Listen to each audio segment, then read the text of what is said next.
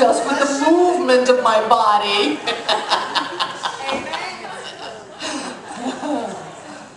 There we go. Good morning, good morning, good morning.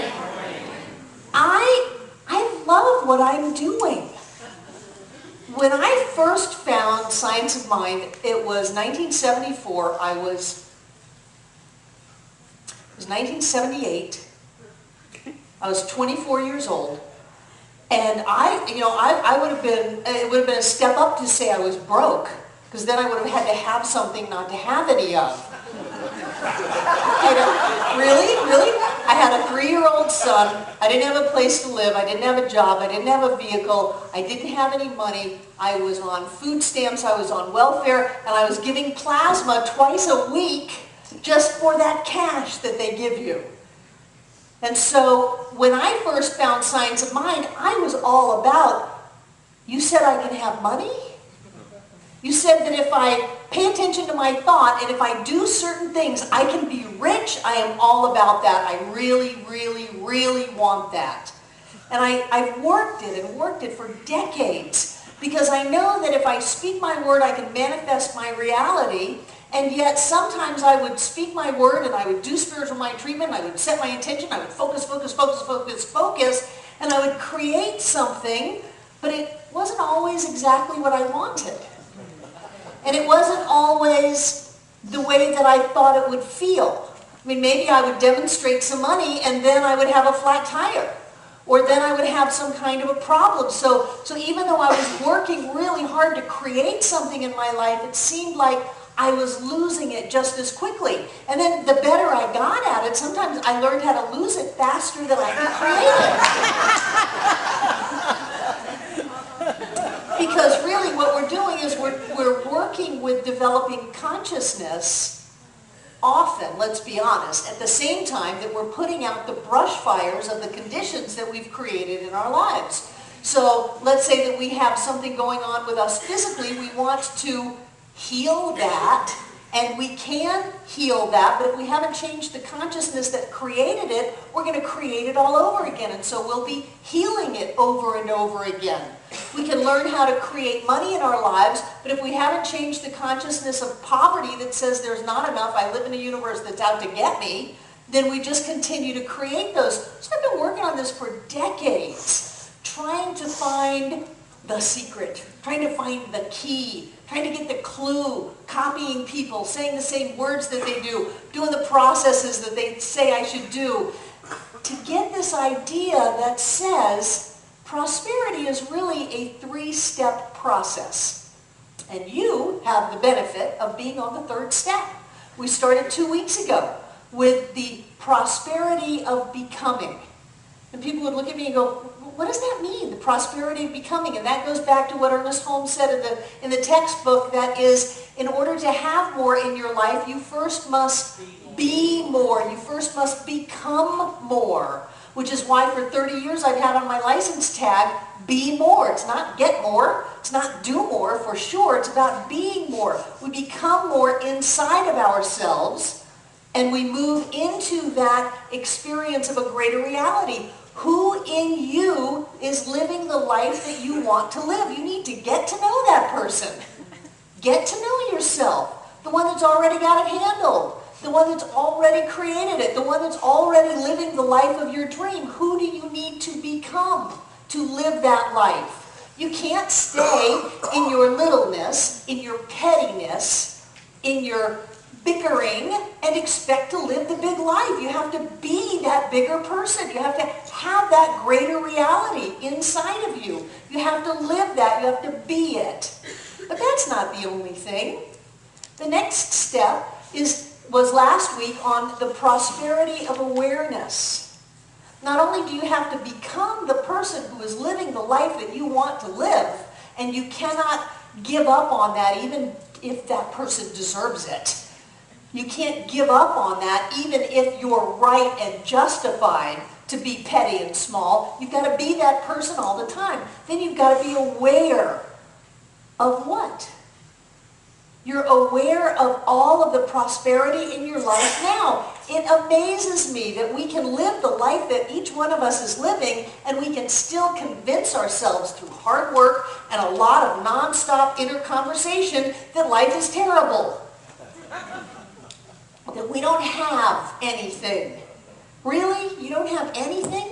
You have a lovely lunch in there waiting for you. You're in a beautiful room. All of you have clothes on. You've got shoes on your feet unless you kicked them off under your chair. You slept under some kind of a roof last night. Chances are you drove a car to get here. Chances are you've got some level of cash or prosperity in your life. And yet, if we really work at it, we can tell ourselves that we don't have anything. So the next step is to stop and be aware of all that we already have. Because it's hard to make the jump from, I got nothing. I want to be a billionaire. Oh, I want to be a billionaire. You can't get there from, I got nothing. So you start with, wow, I'm rich. I'm blessed. I have plenty. Look at all of the blessings that I have. Look at all of the great stuff that I have. And yes, I'm going to move over here a little bit.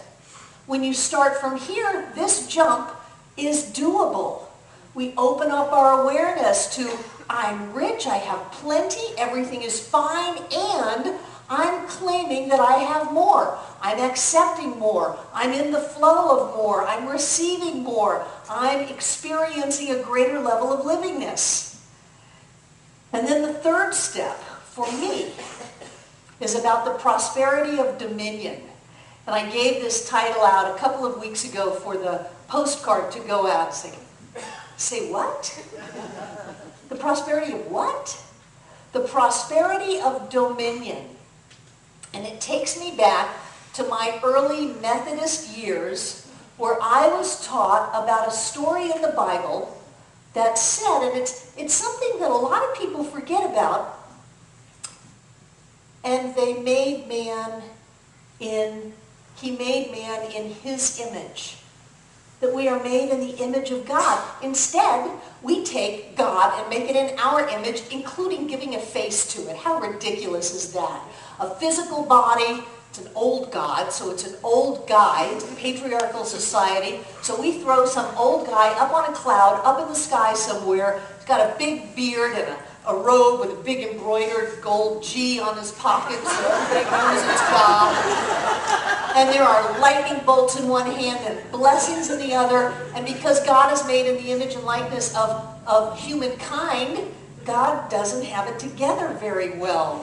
So God has some anger issues, needs to do some forgiveness work, and basically could use some God therapy. And that's not what it said at all, whether the Bible has anything to do with truth. I don't care, we're going to just go with it for now. We are made in the image and likeness of the divine. That means that whatever it is we are, that each one of us is a God being. We are made out of spirit. We are spiritual beings. We have within us whatever it is that God has. Now this is very cool. Because obviously God has some pretty cool things going on. There's a lot of power going on. There's a lot of creation going on because we can look around and see things that are created, although what we can see is very small in reference to what has actually been created. Because we can only see those things that are in hard physical form. And on the space-time continuum, they say even on the space-time continuum, there are multiple universe layers going on simultaneously. Wow. Inside this room, there are layers upon layers upon layers upon layers. Now just think about it. There are probably people upon people upon people upon people in this room right now. Things that we can't even see, but we are told are just as real as that which is touchable. So whatever God is, we are.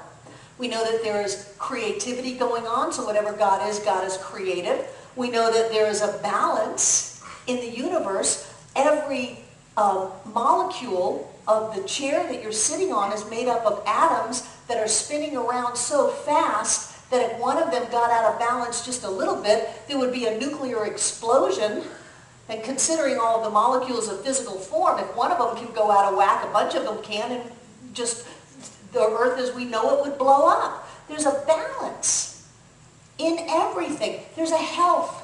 Have you noticed that last time you cut yourself, unless it was this morning shaving or whatever, you've healed? That even though some of the people in the room have current broken bones, those are healing. And that when you broke a bone, if you ever did break a bone, it healed. That every cut you've ever had, every scrape, every bruise has healed. Because there is an inherent health. And even if we pull away from it by hurting ourselves or getting physically hurt, the body naturally goes back to health and wholeness. So there's a health and wholeness. So whatever God is creative. God is healthy. What's the other one I just said? God is balanced. There's a balance. That is what we are. We are creative. We are balanced. We are healthy. We are abundant. We are prosperous. You can't count the stars in the sky. You can't count the sand on the beach. There is more than enough. The universe is expanding into greater and greater levels of stuff. We are made out of stuff, unformed substance of the divine stuff. And as we use that creativity and that balance and that health, we focus it in time and space and we create our reality. We create our world. God creates it on the big, and forgive me for this dualistic languaging, but it's a metaphor. God creates it on a big level, making universes and solar systems and stuff like that. We create it on an individual level, making our physical experience, our relationships, our car, our bank account, all of that. Whatever God is, we are. And then it goes to say that we are given dominion. Now, when I was taught this, dominion meant we could do whatever we wanted. It was okay. Man had dominion over the earth. So we could do whatever we wanted to the earth because we had dominion. That's not what it means at all. What we have dominion over are the fish of the sea. Now, in Bible language, remember, he who has ears to hear, let him hear. This is the story within the story. Carl Jung was one of the first people to publicize the idea that water represents the archetype of the unconscious. You remember all of that when we got into archetypes? So the fish of the sea are the thoughts in our unconscious. We have dominion over the thoughts in our unconscious.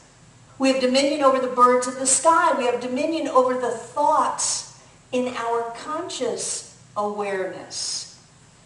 And we have dominion over the cattle, which was just a catch-all word for the beasts of the earth, the animals, the beasts of burden. We have dominion over the thoughts of that animal nature.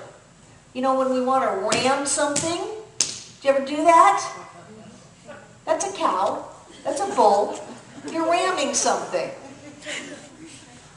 When you want to take what in psychology they call short-term gratification, where you will simply take the pleasure of the moment and forego the pleasure of the rest of the day. It's a psychological development when we are able to say, no, I'll go ahead and wait for a more timely, pleasurable experience. That's called having dominion. My puppy Bliss has no dominion over her cat. I train her with frozen raw hamburger balls. She knows she's going in that crate, but there's a hamburger ball in there. You can see her trying to talk herself out of it. She'll look at it, she'll go around the crate and see if she can get it through the grate, until finally the hamburger crate, the hamburger is more important to her than the fact that she's probably going to be in that crate for a number of hours. And she goes in there so that she can have immediate gratification. Now what we have is we have dominion over our thoughts. We have dominion over our conscious thoughts. We have dominion over our subconscious thoughts or our subjective thoughts. And we have dominion over our animalistic urges. Don't get me wrong, I'm not talking about sex. Sex is good. We have dominion over our anger. We have dominion over our limited thinking. We have dominion over our self-control for a higher good and a higher purpose for us. We have dominion over these things. So the prosperity of dominion, when I have dominion over my conscious thoughts, I can choose, as Tom said, to think about what I'm thinking about, to think about the thoughts, to think about the things that I want to experience, even if it isn't in form yet. Well, Barbara, I can't think about that until I see it. No. You're not going to see it until you can think about it. You're not going to be able to hold it in your life. You're not going to be able to live the life that you want to live until you can wrap your head around it, until you can open up to the fact that you are so blessed and life is so wonderful that of course you can have this. Of course you can go there. Of course you can do this thing that's calling to your heart. Of course you can, because you can wrap your head around it. And then you have dominion over your subconscious or subjective thoughts. You know those belief systems that say, well, my parents never did that. I can't do that. Sure you can. It's called evolution. If all we ever did was what our parents did, we would all just die out. It's called evolution. You are supposed to. You have dominion over your subconscious thoughts. Well, this is scary. So what? Do it anyway. Well, I might get hurt. So what? Get hurt. You've got balance and health inside of you. You're going to heal. You're going to get back up again. You have dominion over yourself. You have dominion over those reactions. When somebody says boo and you jump. When somebody says hi and you get scared. You have dominion over those reactions that keep you small. We start off with becoming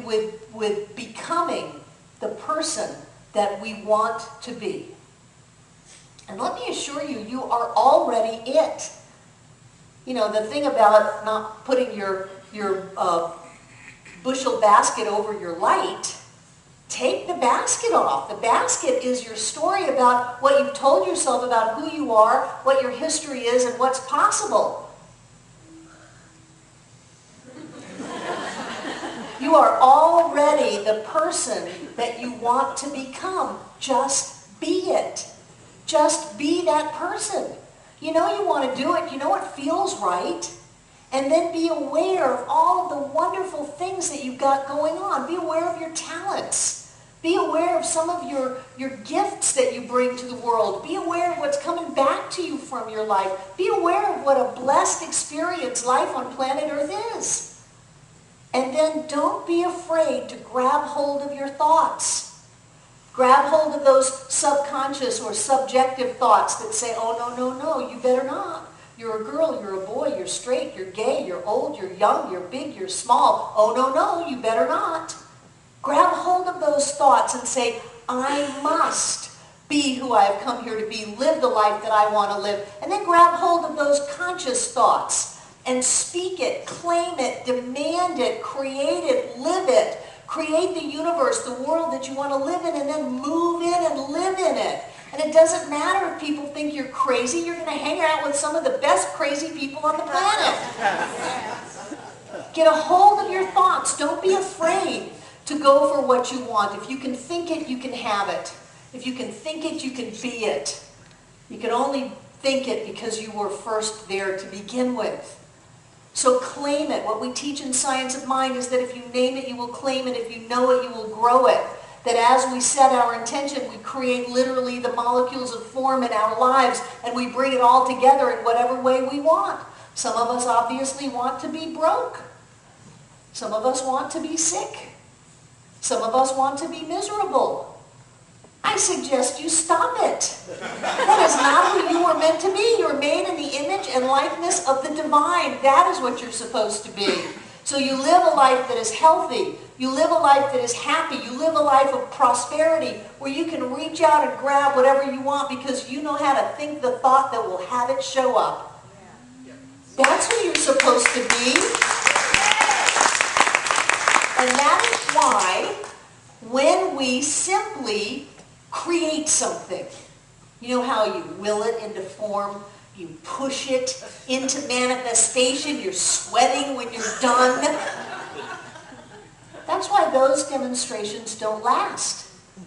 Now, practitioners know this. They know that by the time someone comes back for the third and fourth time for the exact same thing, that there needs to be a change in consciousness. The way that we change consciousness is we change the way we see ourselves. We become the person we were meant to be. We change the way that we allow ourselves to see the world, and we look at only the blessings that are coming from us. Remember, the phrase is, something wonderful's about to happen. Not something wonderful's about to happen. And I'm going to claim it and pull it right out of this experience. Because I live a life of divine order and balance. And something wonderful is always happening.